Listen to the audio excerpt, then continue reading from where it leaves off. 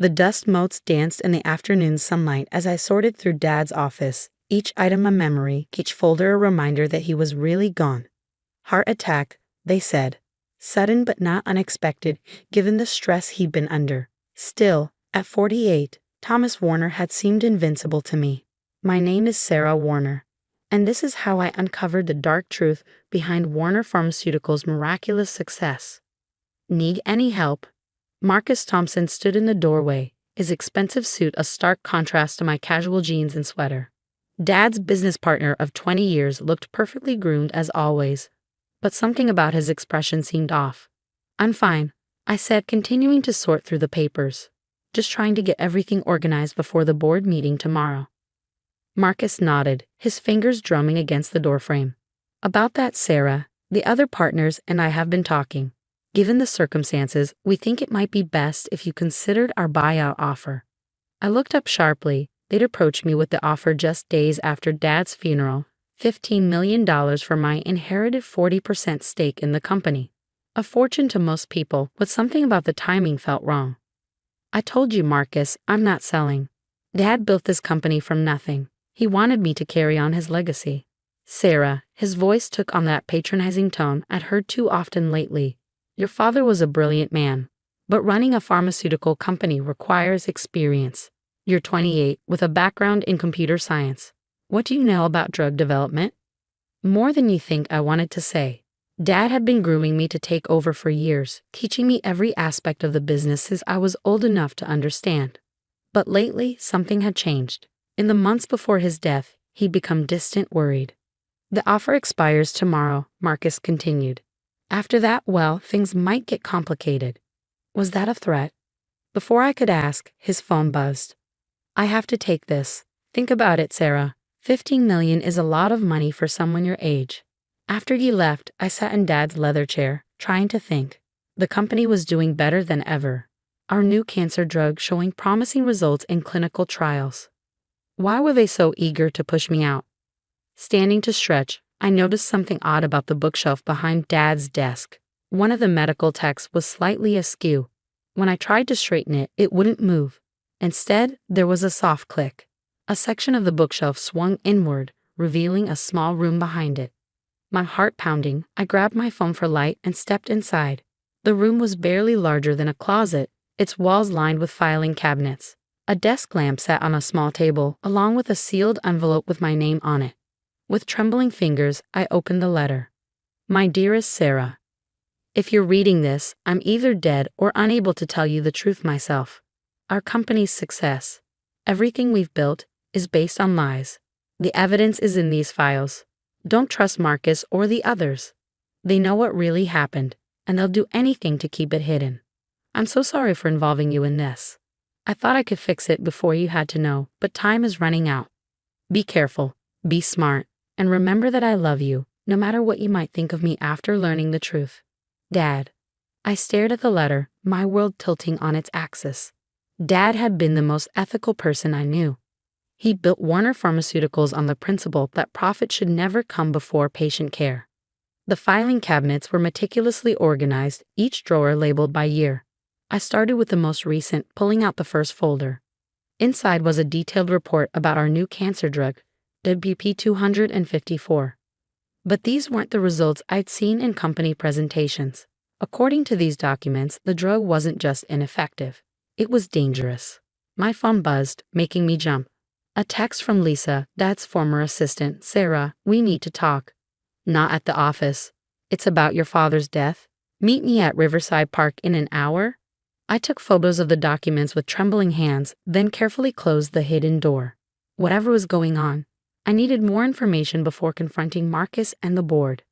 The park was quiet when I arrived, just a few joggers braving the autumn chill. Lisa sat on a bench overlooking the river, nervously checking her phone. Sarah, she stood as I approached. Thank you for coming. I've been wanting to tell you about your father. What about him? The night he died, she glanced around nervously. He called me, asked me to come to the office. He said he had proof that Marcus and the others were falsifying drug trial data. He was going to expose everything at the next board meeting. My blood ran cold. Are you sane? I think they killed him, Sarah. And I think they're going to try to kill you too if you don't take that buyout offer. Before I could respond, a jogger passed close to our bench. Too close. I caught a glint of metal in his hand. Lisa, run. But it was too late. The crack of a silenced pistol was followed by Lisa crumpling to the ground. I turned to flee, but the jogger was faster, grabbing my arm. Ms. Warner, he said calmly, as if he hadn't just murdered someone, Mr. Thompson would like to speak with you. I did the only thing I could think of. I screamed, loud enough to make the jogger flinch, loosening his grip just enough. I twisted away, thanking God for those self-defense classes Dad had insisted I take. Running through the park, I could hear footsteps behind me. My car was too far. Instead, I headed for the crowded shopping district 2 blocks away. The killer couldn't risk exposing himself in public. My phone buzzed again. Marcus. Sarah, where are you? We need to discuss the company's future. I ducked into a coffee shop, trying to steady my breathing. Lisa was dead. Dad had been murdered. And the company he'd built, the legacy he'd wanted me to protect, was built on fraud. But I wasn't without resources. Dad had taught me more than just business. He taught me to plan for everything. Opening my phone's secure folder, I activated a program I'd written years ago. Within seconds, I had remote access to Warner Pharmaceuticals' entire network. Time to find out exactly what Marcus and his partners were trying to hide. The barista gave me an odd look as I sat in a corner, furiously typing on my phone. On the surface, Warner Pharmaceuticals' network looked normal. But I knew there had to be more. Dad's hidden files proved that. Then I found it. A second set of books, carefully concealed behind layers of encryption. The real trial data, showing years of falsified results. Drugs that should never have been approved, side effects that were hidden, deaths that were covered up. My hands shook as I downloaded everything to a secure cloud server. The evidence was clear. Marcus and the board had been running a criminal enterprise worth billions, all while Dad tried desperately to stop them. But why hadn't he gone to the authorities? The answer had to be in those files in his office. Files I couldn't access now that Marcus knew I'd discovered the truth. My phone buzzed one more time, an email from Marcus's private account that my program had intercepted. She found the room. Implement contingency plan. No loose ends this time. I looked out the coffee shop window at the darkening sky. Somewhere out there, Marcus's killer was still searching for me. And tomorrow was the board meeting where they expected me to sign away my shares. They thought they were dealing with a naive young woman in over her head. They didn't know that Thomas Warner's daughter had inherited more than just his shares. I'd inherited his determination to expose the truth, no matter the cost, in their trying to kill me. Over the next hour, I explained everything. The hidden room, the falsified drug trials, the murders disguised as accidents. Helen listened without interrupting, her face growing grimmer with each revelation. "Show me the data," she finally said. I connected my phone to her secure computer, displaying the files I'd downloaded. Helen's expertise wasn't just in computer science. She'd worked for the FDA before entering academia. She'd know if what I found was as bad as I thought. It was worse. She shook her head in horror. "Sarah, they didn't just falsify trial results. They deliberately covered up deaths in the clinical trials. UP254 isn't just ineffective. It accelerates tumor growth in certain patients. But it's already been approved by the FDA," I said. "People are taking it right now, based on fraudulent data." Helen's fingers flew across the keyboard. "And not just WP254. Look at these other trials. They've been doing this for years. Why didn't Dad stop them sooner?" Night had fallen by the time I arrived at the one place I knew I'd be safe, Professor Helen Chen's house. My former computer science mentor had become like a second mother after Mom died, and more importantly, she had a panic room with no digital footprint. "My God, Sarah," Helen gasped when she saw me. "You look terrible." I probably did. Hours of running, hiding, and hacking had left me exhausted, but I couldn't rest. Not yet. "They killed Dad," I said as she ushered me inside. "And Lisa." Helen pulled up another document. "They were blackmailing him. Remember when your mother died? The car accident? What about it?" "According to this, it wasn't an accident. They arranged it when your father first threatened to expose them. The message was clear: stay quiet or Sarah dies next." The room spun. Mom's death, which had devastated us 5 years ago, had been murder. Dad had spent years trying to gather evidence while playing along with Marcus's schemes, all to protect me. The board meeting is in 10 hours, I said. They expect me to sign over my shares. You can't go. They'll kill you the moment they have what they want. They'll kill me anyway. I stood up, pacing the room. But Dad left me everything I need to stop them. We just have to figure out how.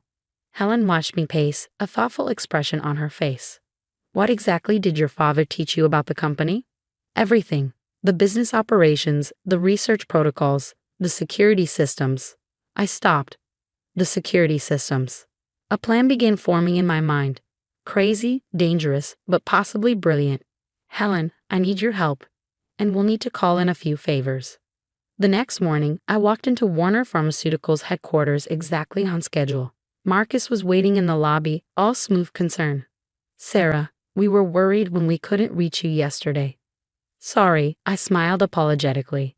Needed time to think about your offer. Where's the board meeting? Main conference room. Everyone's waiting. He gestured toward the elevators. After you. As we rode up to the executive floor, I thought about the pieces already in motion. Helen had made her calls. Everything was ready.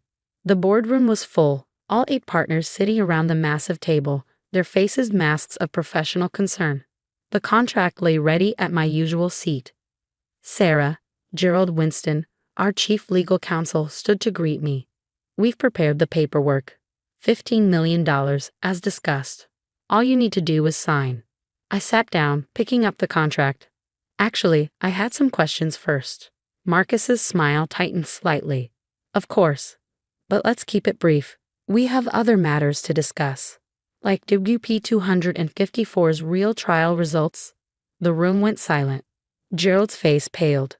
Or perhaps, I continued, we should discuss what really happened to my father. Sarah, Marcus's voice was dangerously soft. I don't know what you think you found, but you're clearly confused. Oh, I'm not confused at all. I opened my laptop, connecting it to the room's display screen. In fact, I'm seeing things very clearly for the first time. The screen filled with documents, the real trial data, the falsified reports, the evidence of years of fraud. You've been busy, Marcus said coldly. But those files could be altered. No one will believe. They already do. I pressed a button on my phone. The room's doors opened, revealing a team of FBI agents. Say hello to the federal task force that's been investigating Warner Pharmaceuticals for the past 12 hours. Marcus lunged for me, but the agents were faster. As they read him his rights, I turned to the other board members.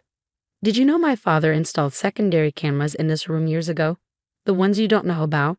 They recorded everything, including your conversation last week about arranging his accident.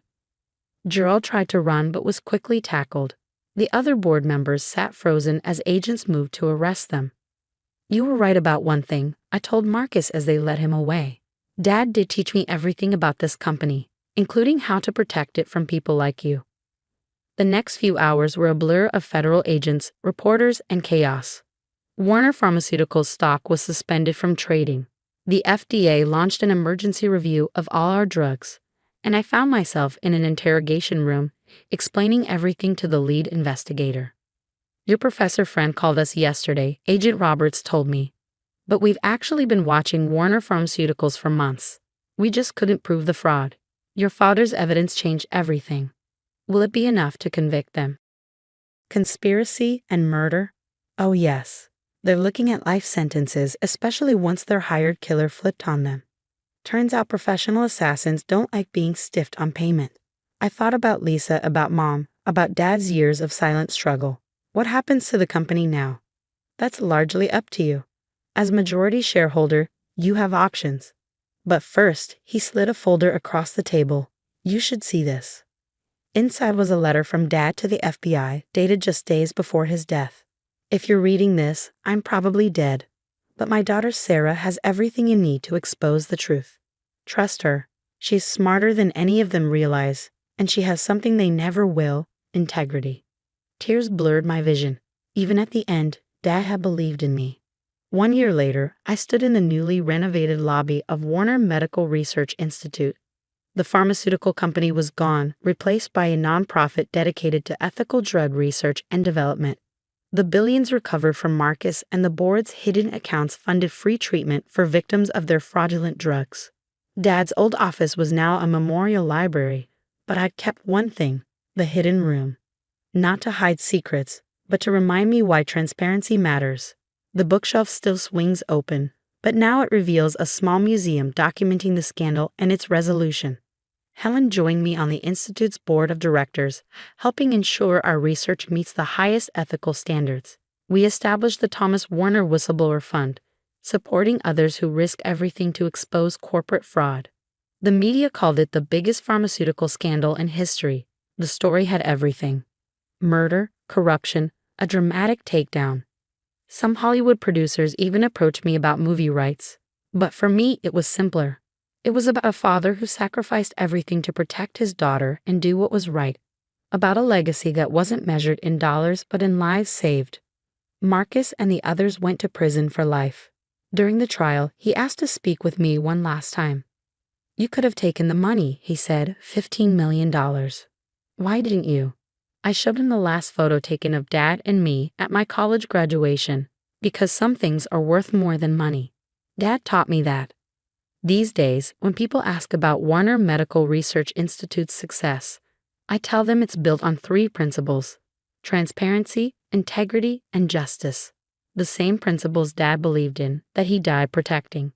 The hidden room stays open now, a reminder that the truth, however painful, must never stay buried.